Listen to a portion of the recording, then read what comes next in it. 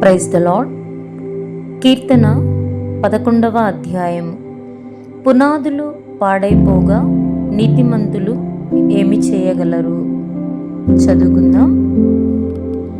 యెహోవా శరణుజొచ్చియున్నాను, పక్షి వలె నీ కొండకు పారిపొమ్ము అని మీరు నాతో చెప్పుట ఎలా?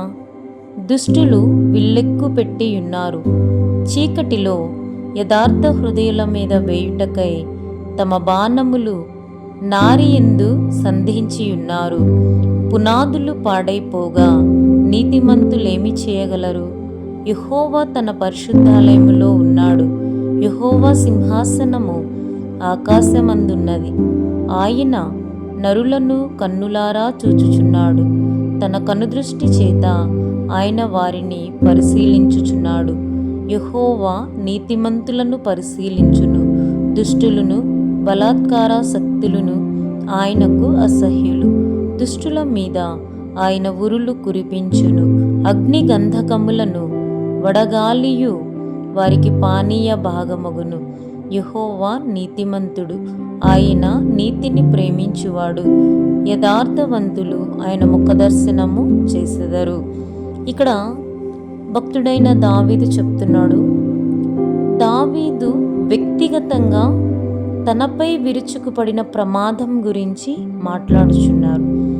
అలాంటి సమయాలు కొన్నిటిలో పారిపోవడమే తెలివి అనిపించుకుంటుంది. అయితే మరికొన్ని సమయాల్లో స్థిరంగా నిలబడి దేవునిపై నమ్మకంతో శత్రువులను ఎదిరించడం మంచిది.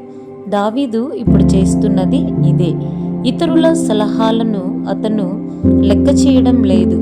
కష్ట సమయాల్లో మనం ముఖ్యంగా తేల్చుకోవలసిన ప్రశ్న ఏది సురక్షితం అని కాదు గాని ఏది యోగ్యం, ఏది దేవుని సంకల్పం అనేదే ముఖ్యం. ఇక్కడ పునాదులు పాడైపోగా నీతిమంతులేమి చేయగలరు అంటే, దుర్మార్గులు సమాజానికి ఆధారంగా ఉన్న న్యాయమైన పునాదులనే ధ్వంసం చేస్తే మంచివారు ఏం చేయగలరు?